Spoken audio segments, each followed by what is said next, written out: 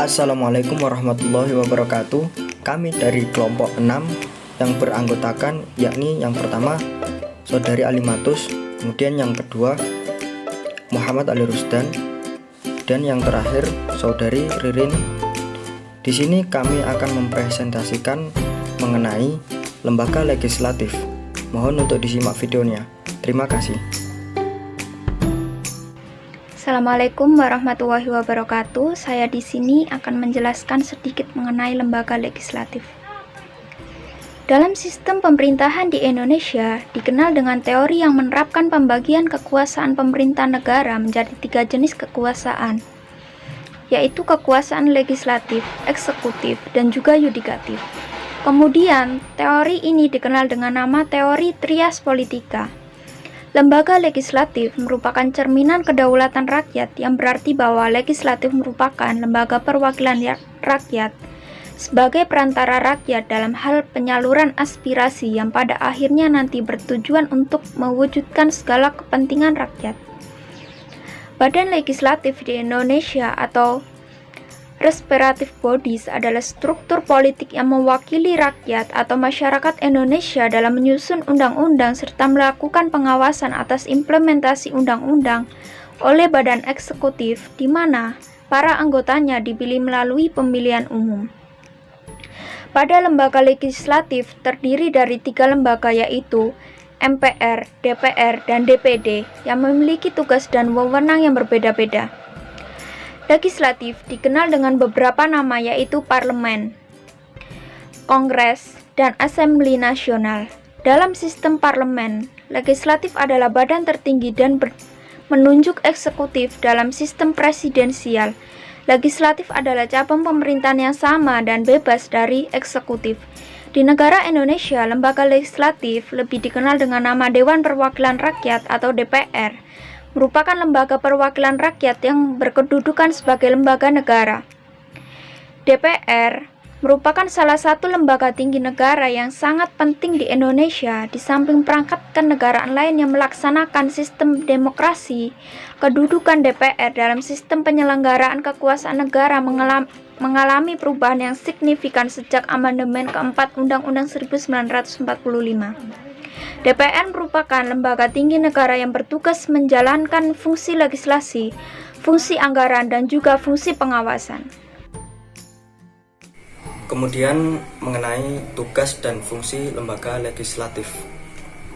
Lembaga legislatif memiliki tugas membuat undang-undang dasar dalam ketatanegaraan Indonesia. Lembaga legislatif direpresentasikan pada 3 lembaga, yakni MPR, DPR, dan DPD. Tugas dan fungsi pada ketiga lembaga tersebut yaitu yang pertama yakni MPR, Majelis Permusyawaratan Rakyat, terdiri atas anggota DPR dan DPD yang telah dipilih dalam pemilu dengan masa jabatan selama 5 tahun. Dalam menjalankan fungsinya, MPR mempunyai beberapa tugas yang disebutkan dalam pasal 3 UUD Negara RI tahun 45 hasil amandemen. Disebutkan bahwa Majelis Permusyawaratan Rakyat berwenang mengubah dan menetapkan undang-undang dasar. Majelis Permusyawaratan Rakyat melantik presiden dan atau wakil presiden. Kemudian yang ketiga, Majelis Permusyawaratan Rakyat hanya dapat memberhentikan presiden dan atau wakil presiden dalam masa jabatannya menurut Undang-Undang Dasar. Dengan demikian, maka wewenang MPR adalah mengubah dan menetapkan Undang-Undang Dasar, kemudian melantik presiden dan wakil presiden, lalu yang terakhir memberhentikan presiden dan atau wakil presiden dalam masa jabatannya menurut Undang-Undang Dasar. Kemudian lembaga legislatif selanjutnya yakni DPR. DPR adalah lembaga tinggi negara Indonesia secara formil dan material mewakili rakyat Indonesia dalam sistem pemerintahan Indonesia. Ditinjau dari aspek ketatanegaraan, DPR memiliki tugas dan wewenang atau fungsi sebagai berikut. Yang pertama, DPR memegang kekuasaan pembentukan undang-undang. Yang kedua, setiap rancangan undang-undang dibahas oleh DPR dan Presiden untuk mendapatkan persetujuan bersama. Yang ketiga, DPR mempunyai fungsi legislatif, fungsi anggaran, fungsi pengawasan. Dan yang keempat, DPR mempunyai hak implementasi, interpelasi, hak angket, dan hak menyatakan pendapat. Yang kelima, setiap anggota Dewan Perwakilan Rakyat mempunyai hak mengajukan pertanyaan, menyampaikan usul dan pendapat, serta hak imunitas. Yang keenam, anggota DPR berhak mengajukan usul rancangan undang-undang. Yang ketujuh, peraturan pemerintah pengganti undang-undang harus mendapat persetujuan DPR dan dalam persidangan selanjutnya. Kemudian lembaga legislatif yang terakhir dari fungsi dan perannya, Dewan Perwakilan Daerah (DPD). DPD adalah lembaga negara dalam sistem ketatanegaraan Republik Indonesia yang merupakan wakil-wakil daerah provinsi dan dipilih melalui pemilihan umum. Menurut M. Abari, fungsi legislatif DPD adalah meliputi kegiatan-kegiatan sebagai berikut. Yang pertama, mengajukan usul, ikut pembahasan dan memberikan pertimbangan yang berkaitan dengan bidang legislasi tertentu. Dan yang kedua, mengawasi pelaksanaan suatu undang-undang. Nah, lebih lanjut mengenai fungsi legislatif DPD adalah sebagaimana diatur dalam pasal 22D ayat 1, 2, dan 3 Undang-Undang Dasar 1945. Sekian penjelasan dari saya. Terima kasih.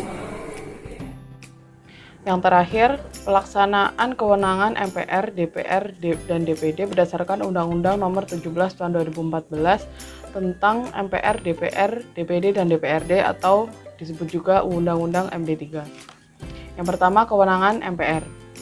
Berdasarkan pasal 2 ayat 1 UUD 1945 mengatakan bahwa keanggotaan MPR terdiri dari DPR dan DPD, tetapi tiap-tiap lembaga diberikan kewenangan oleh UUD 1945 maupun UU MD3 dengan nomor 17 tahun 2014 tentang MPR, DPR, dan DPD dan DPRD tersebut berbeda pula. Berdasarkan analisis kalimat wewenang pada UUD 1945, bahwa MPR mempunyai kewenangan yang terdapat pada pasal 3 ayat 1 cukup jelas dengan bunyi MPR berwenang mengubah dan menetapkan Undang-Undang Dasar. Sedangkan dalam UU MD3 tidak hanya mengubah dan menetapkan UUD 1945. Sebagai lembaga negara, MPR merupakan pencerminan dari sila keempat Pancasila, yaitu sila kerakyatan yang dipimpin oleh hikmat kebijaksanaan dalam permusyawaratan dan perwakilan. Prinsip permusyawaratan dianggap tercermin dalam kelembagaan MPR, sedangkan prinsip perwakilan dianggap tercermin dari kelembagaan DPR. Selanjutnya DPR. Dalam ketentuan Undang-Undang Nomor 7 Tahun 2009, kedudukan Badan Legislasi DPR RI adalah merupakan salah satu inisiator yang memiliki hak untuk mengajukan pembahasan RUU selain juga bisa dilakukan melalui usulan anggota DPR RI, komisi, dan gabungan komisi. Sementara dalam ketentuan yang baru, yaitu dalam Undang-Undang Nomor 17 Tahun 2014, usul rancangan undang-undang hanya bisa dilakukan oleh anggota DPR RI, komisi, dan gabungan komisi. Hilangnya kewenangan Badan Legislasi untuk mengajukan RUU inisiatif tentunya membawa dampak atau pengaruh terhadap pelaksanaan fungsi legislasi DPR RI.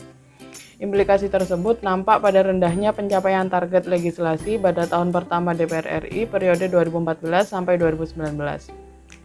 Dari 37 rancangan undang-undang yang merupakan rancangan undang-undang prioritas tahun 2015, hingga April 2015 baru 2 diselesaikan. Dan yang terakhir, kewenangan DPD. Kedudukan dan kewenangan DPD dari awal dibentuknya diatur dalam beberapa undang-undang, yaitu dalam Undang-Undang Nomor 22 Tahun 2003, Undang-Undang Nomor 27 Tahun 2009, dan yang terakhir Undang-Undang Nomor 17 Tahun 2014. Dalam dua undang-undang yang terakhir, kewenangan-kewenangan konstitusional DPD yang telah ditegaskan di dalam konstitusi sangat dirugikan dengan berlakunya Undang-Undang MD3. Kerugian tersebut bersifat aktual sebagai akibat langsung karena berlakunya undang-undang tersebut. Atas dasar tersebut, DPD melakukan pengujian formil dan material atas Undang-Undang Nomor 27 Tahun 2009 ke Mahkamah Konstitusi dengan harapan untuk mengembalikan kewenangan DPD dalam hal legislasi sebagaimana yang diatur dalam Undang-Undang 1945. Namun demikian, walaupun sudah ada putusan MK nomor 92/PUU 10/2012 tentang pengujian Undang-Undang Nomor 27 Tahun 2009 tentang MD3 yang mengembalikan kewenangan DPD, akan tetapi dalam Undang-Undang Nomor 17 Tahun 2014 tentang MD3 yang merupakan hasil revisi dari undang-undang sebelumnya, DPR kembali melanggarnya, sehingga DPD akhirnya kembali mengajukan judicial review ke Mahkamah Konstitusi. Dalam putusan MK nomor 79/PU 12/2014 tentang pengujian Undang-Undang Nomor 17 Tahun 2014 tentang MD3, ditegaskan bahwa kedudukan DPR di bidang legislasi kedudukan DPD di bidang legislasi setara dengan DPR dan Presiden. Atas dasar itu, DPD berhak dan atau berwenang mengusulkan RUU tertentu dan berhak menyusun program legislasi nasional di lingkungan DPD dan membahas RUU tertentu sejak awal hingga akhir tahapan. Namun DPD tidak memberi persetujuan rancangan RUU menjadi undang-undang. DPD juga memiliki kemandirian dalam menyusun anggaran yang dituangkan ke dalam program dan kegiatan, disampaikan kepada Presiden untuk dibahas bersama DPR sesuai dengan ketentuan perundang-undangan. Sekian, wassalamualaikum warahmatullahi wabarakatuh.